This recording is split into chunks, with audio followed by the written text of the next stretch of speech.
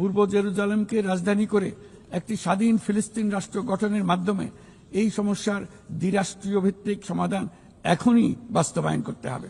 মাননীয় সভাপতি, আমি সবসময় মানুষকে আশার বাণী শুনিয়েছি, কখনো ভয় দেখিয়ে কিছু করা আমি সমর্থন করিনি, কিন্তু আজ আমাকে সেখান থেকে সরে এসে ভয়ঙ্কর কিছু কথা বলতে হচ্ছে।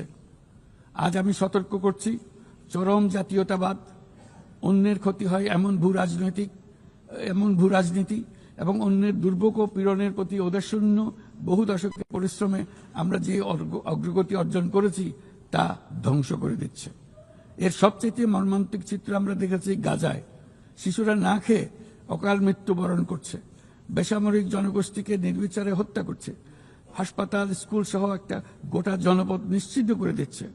জাতিসংঘের স্বাধীন তদন্ত কমিশনের সাথে আমরাও একমত যে আমাদের চোখের সামনেই একটি নির্বিচার গণহত্যা সংঘটিত হচ্ছে। আমাদের দুর্ভাগ্য যে মানব জাতির পক্ষ থেকে এর অবসানে আমরা সর্বোচ্চ চেষ্টা করছি না এখনো। এই অবস্থা চলতে থাকলে ভবিষ্যৎ প্রজন্ম ও ইতিহাস আমাদেরকে ক্ষমা করবে না।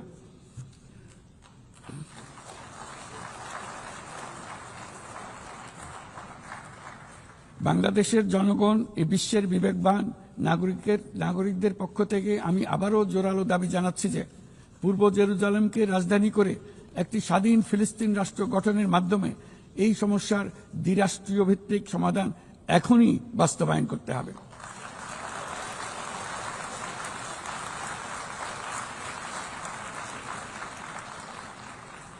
শুধুমাত্র 1967 সালের পূর্বের সীমারেখার ভিত্তিতে যেখানে ইসরায়েল ও ফিলিস্তিনের শান্তিপূর্ণ সহাবস্থানে থাকবে, তখনই ন্যায় বিচার সম্পূর্ণভাবে কার্যকর হবে। এবছর আমরা পৃথিবীর প্রায় প্রতিটি প্রান্তেই সংঘাত প্রত্যক্ষ করেছি।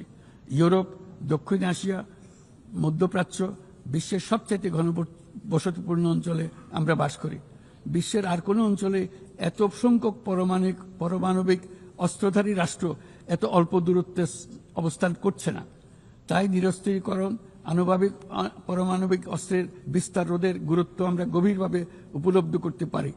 আমরা সময়ের সঙ্গে দুর্বল হয়ে পড়া বৈশ্বিক অস্ত্র নিয়ন্ত্রণ চুক্তিগুলোকে পুনর্জীবিত করার জন্য জোর দাবি জানাচ্ছি।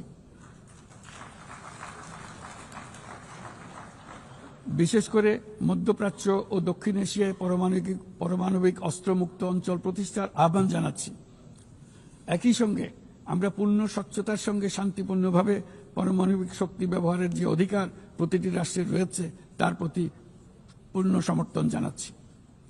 একটি দায়িত্বশীল দেশ হিসেবে আমাদের প্রথম পারমাণবিক বিদ্যুৎ কেন্দ্র চালু করার আগেই এই বছর আমরা আন্তর্জাতিক